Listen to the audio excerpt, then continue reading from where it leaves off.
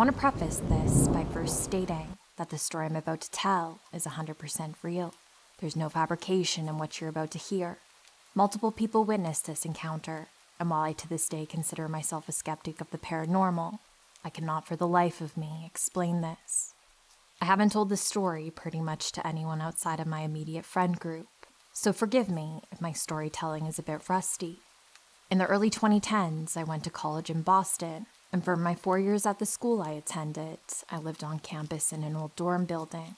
The 13-story building was constructed in 1917, and prior to the school purchasing it in the mid-90s, it served as an illustrious office space and shopping center. What I mean to say is, this building has a lot of history, and a lot of people had walked within its walls. Fast forward to 2011, my sophomore year of college. I lived in a 5-person dorm suite with 4 other roommates. We had a common room area where we'd all hang out and watch TV. That space contained a massively large window that looked across the way, further down our floor's hall to the adjacent suite, in which 5 girls from our class lived. Their suite had a similar large glass window that looked into their common room. From their common room, when the blinds were pulled up, they could see directly into our common room, and we could see into theirs. One night, me and my suite mates, Jack and Mike, are all sitting in our common room sharing a pizza and marathoning kung fu movies. I want to mention here that Jake and Mike are 2 of the most well-read and most intelligent people I've ever known. Both of these friends of mine are not privy to believing in anything supernatural or beyond the realm of our known reality. This is important to note for later. Anyway, it's late, around midnight. We're watching movies and devouring pizza. At the time, all 3 of us were more or less straight edge, so there was no consumption of drugs or booze going on as well. We were stone cold sober, unless you count the magical high of both pizza and martial arts. We're watching the movie, when out of the window, I catch the motion of something moving across the way. We all notice it, and look over at the common room of the suite adjacent to ours. We can see it clear as day. The lights had been left on at the girls' common room, so it was very easy to see the entire room clearly from our perspective. As we're looking, we see what appears to be a member of the school's custodial staff walking through the middle of the girls' suite. He looks late middle-aged, balding, wearing coveralls with a utility belt. It wouldn't have been that odd, except for the fact that the school's custodial department is closed early, like before 9 p.m., and no custodians make calls beyond that time. Beyond that, the school had recently sent out warnings about unhoused people sneaking into the dorm buildings from the streets and entering unlocked dorms. I immediately pointed out how weird it was that this guy was in the girls' suite at such a late hour of the night, and when the custodial staff were supposed to be off the clock. Maybe it was a plumbing emergency? I remember Mike suggesting. Could be, I replied, but something still felt off about it. It was weird, and given that the girls who lived in the suite were friends of ours, and none of them appeared to be around while this guy was passing through their common room, we felt compelled to go confront the guy and ask what he was doing in an all-girls suite at midnight. Mike, Jake, and I ran out into the hallway, hoping we'd catch the guy before he got on the elevator. The girls' suite in question was right across the hall from the elevators. There was about 6 elevator shafts, but only 4 of the shafts were actually functional and in use.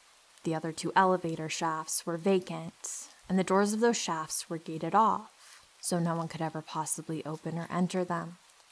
As we found ourselves out in the hallway, looking down towards the elevators, we see this guy, this custodian, walking straight towards the elevators. We quicken our pace to catch up to him. He's close enough that we can clearly see him, but we're maybe 6 to 7 doors down from where he's walking. As we close in on him, I call out, "Hey, man," hoping to get his attention. I'll never forget this, and it gives me chills thinking about it to this day. He never responded to that. I was maybe 50 feet away from him, and he never turned his head or acknowledged us there. There was no one else in the hall at that hour but us and him, and he acted like he couldn't hear or see us. And then he seemingly got into the elevator. Only when we reached the exact spot where we had clearly seen him step into We realized he had stepped into one of the vacant, closed elevator shafts. Our minds were reeling. Both Mike and Jake tried to make logical sense of what we had just witnessed. Maybe we just thought we saw him get into this one, but it was just a trick of perspective, Jake suggested. But that was impossible. If that had been the case, the doors of that elevator would have closed by the time we reached where we saw the man walk. The doors always took more than 5 full seconds to close, and we had reached the spot where he vanished long before that was over. It was probably less than 3 seconds. All 3 of us stood there, completely perplexed. To this day, I can't fucking explain it, and Jake gets annoyed if I bring it up. I think largely because he's an extremely rational person, and yet he can't explain it either.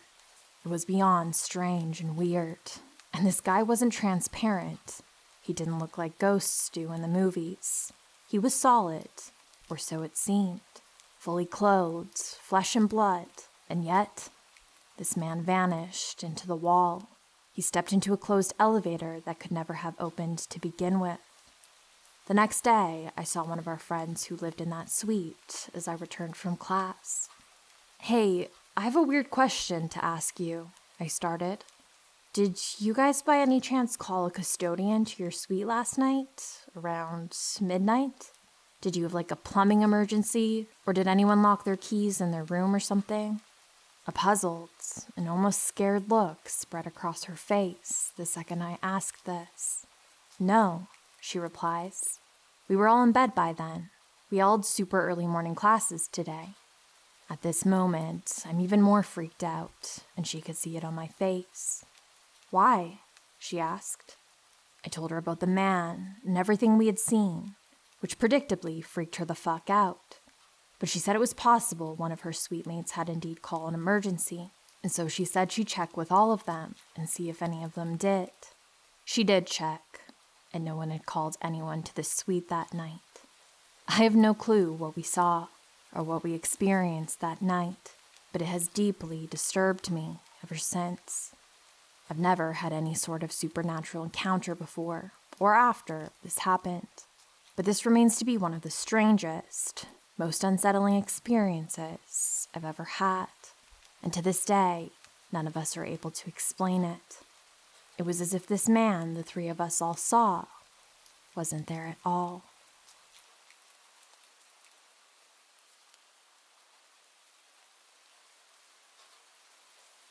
I figured this is a story some might get a kick out of. I've always been a big believer, and I've definitely felt or heard some stuff in the past, but my only full-body apparition experience was of a cat.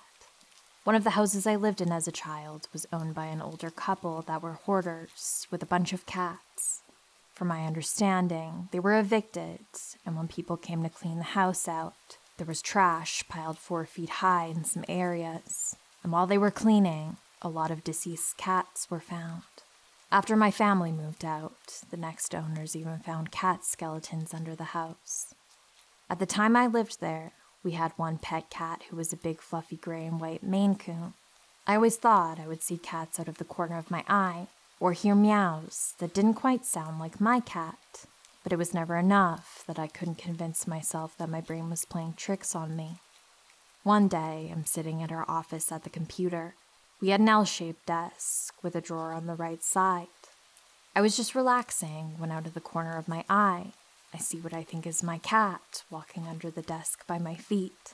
I say hi to my cat, and then do one of the biggest double takes of my life, because it's not my cat. This cat is skinny, short-haired, white, and transparent. I could see the black background of the desk through it. The cat looks up at me, and when I fully look at it, meows, and then walks through the drawer on the right side of the desk. Like fully just walks through the wooden drawer like a ghost on TV, phasing through a wall. I'm pretty sure I just sat there, dumbfounded for a minute, before going and finding my actual cat, who was not in the room. I never saw that ghost cat again, but I did always feel like there were many around while I lived in that house. When we moved a few years later, I was so sad to see it go, as I never felt anything negative from that house. I'm sure those cats just wanted a friend, and having a kid in the house who loved animals and was open to that stuff probably made them feel happier.